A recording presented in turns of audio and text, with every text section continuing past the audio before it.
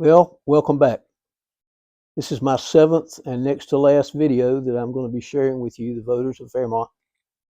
And I've saved probably my most cherished messages till the very last. Today and next week will be my most powerful statements as a candidate for re-election to the position of mayor of Fairmont. And I hope you will listen. I hope you will read the email and the script that I include in the message. And I hope you consider what the future holds for Fairmont as you vote. Today is about the young people. I saved it till the very last almost. Not because they're not important, but because they are important. And I want to make sure that you understand exactly how I feel about the young people. Some of you who are watching this today were students of mine, and you know how I am. You know me well. There's no faking me or fooling you. But today is about a larger group, all the citizens, the younger citizens of Fairmont. And I'd like to begin, if you don't mind, with a short story, which I've told many times in my classes. Stories, that is. You haven't heard this one. I graduated from Fairmont High School and had planned to go to college and was accepted and was on my way to college until July the 3rd, 1964, when I, with friends, dived into a farm pond and hurt myself very badly. And after a 10-week stay at Duke Hospital and then a year of rehabilitation, compliments to my Methodist pastor, Reverend Paul Browning, I did make it to college in the fall of 65 and graduated in the spring of 69. And my plan was to go and follow my friends that lived in Virginia and Western North Carolina and other places because they were my friends and I'd known them for 4 years, to teach there. Well, that didn't work out. I came home and Mr. Leon McLean, my dear friend and former superintendent, gave me a job teaching at Marietta Elementary School. And I was blessed to have Mr. P.E. Shaw as my principal. You go to the Marietta Christmas Parade, you're going to ride right by the school I taught at for a year. It was a blessing.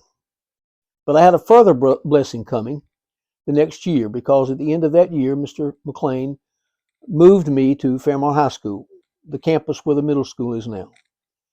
And there I had the opportunity to meet my dear friend, the late Charles Williamson, that everybody calls CW. Some of you who are watching this will know him and remember him. He was the carpentry teacher at Fairmont High School.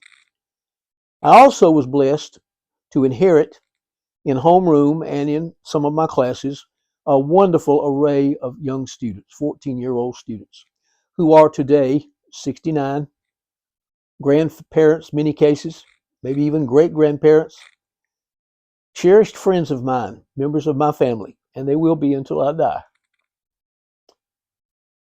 And as time went along, CW and I, that's what everybody called him. Everybody called CW that because we were all close. And as time went along, he and I decided we needed a place for the young people to go, outside of a locker room or a football field or a baseball field or a little league park. And so we investigated, explored, and found a suitable building on Thompson Street. And the town board kicked in some money for rent. And we opened up the first and only Fairmont Youth Center, the only one there's ever been. And it lasted from 70 to 73. We had a pool table in there and a ping pong table, a foosball game, a jukebox, TV and chairs in the back. Kids came after school on weekends, Sunday afternoons. It was wonderful. No problem, no fighting, nothing. Wasn't allowed. And they knew that. They would be barred forever. We had a wonderful, wonderful existence.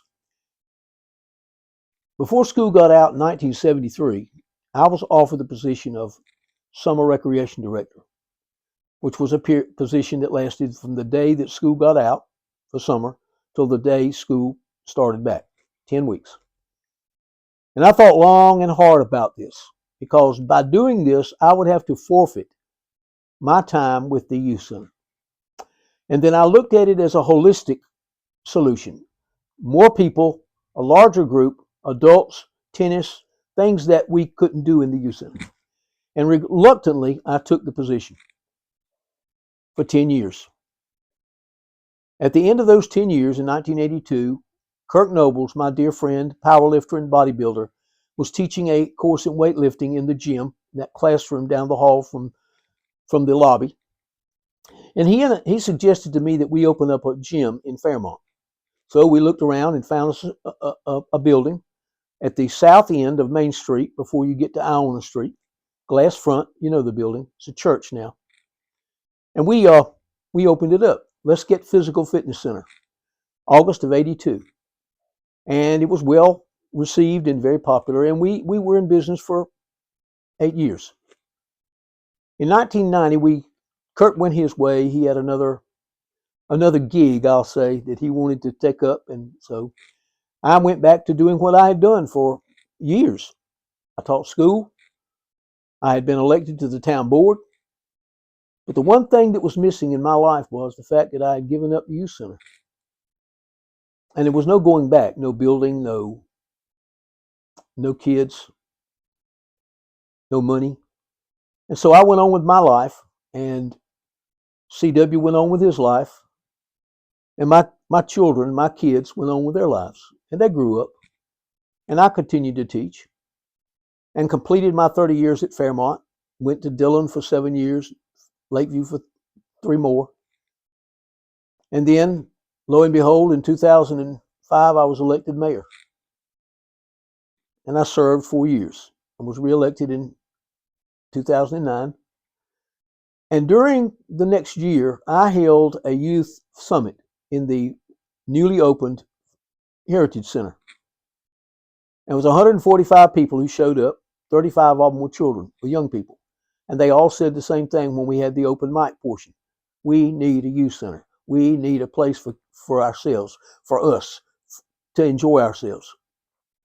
So I formed a commission led by Pastor Harold Salmon, the pastor at the Methodist Church, and 12 other people, and they met twice a month for a couple of years, and they never were able to get off the ground. They couldn't find grant money. There was complications with neighboring youth facilities and youth activity groups that we didn't want us to combine with them. We ran into all kind of red tape with the National Boys and Girls Club in Minnesota. It just didn't work out. Then I was not reelected for a third term, and I was out of government for 2 years, and then back on in 2016. And lo and behold, in 2021, I was elected for mayor again. I was determined to do something this time, and fate has helped me. In 2022, we obtained the services of Mr. Jerome Chestnut, our town manager, current town manager. And I told him the same story that I'm telling you right now, every word of it. And he and I agreed that we would seek a solution to the youth center problem in Fairmont. And we have found one. We found a town-owned, non-used, acceptable building. It's going to need some work, a little bit of work. Perfect for young people to watch TV, to play games, to dance, to have quiet time, to just enjoy each other outside of the EOCs and the EOGs and the being told where to go and when to stop and when to sit down and what to eat, like that. And ladies and gentlemen, I want to tell you now that last night I followed the advice of the Italian monk of the 1200s, St. Francis of Assisi, who wrote once, "Brothers and sisters, while we still have time, let us do good." And I did that last night. My wife and I, who accompanied me to the town board meeting that I presided over, offered to Mr. Chestnut and handed to him a check, a personal check, not a donated check, not one that I got from other people, my own money, a check for $10,000 for only the use the establishment of and the purchase of equipment and merchandise and needs for a youth center, the one that in the building that we've talked about, and that my money would be spent first, all of it, every penny, before he uses any donated money, which he already has commitments for, and the town money, which we hope we won't have to spend at all. I asked him for his promise. He gave me that. I handed him the check. I've never been prouder of anything I've ever done in my life than that. For the first time in 53 years, I have sealed up the wound in my heart that I've had all these years because I believe that I've let my children down, my kids. And now I know that there is going to be a youth center in the town of Fairmont, and it will come in 2025. Every single piece of the building may not be perfectly finished, but we will have a ribbon cutting and we will open a youth center in Fairmont in 2025. And I'm so proud that I have life in me, and my mission has not ended to provide that facility. I hope that when we do this, that you'll come. I want you to be a part of this. I want us all to be a part of our young people growing up. And so when you receive my email, if you do, you're on my email list, and you watch this video, I want you to know that every word that I'm saying is the truth. Every single word is meant, and I am devoted to Fairmont, and I want to remain as your mayor. I hope you will vote for me on November the 4th if you have not already voted early. I ask that you do, so that we can continue the adventure that we started together and make Fairmont a wonderful place to live and play.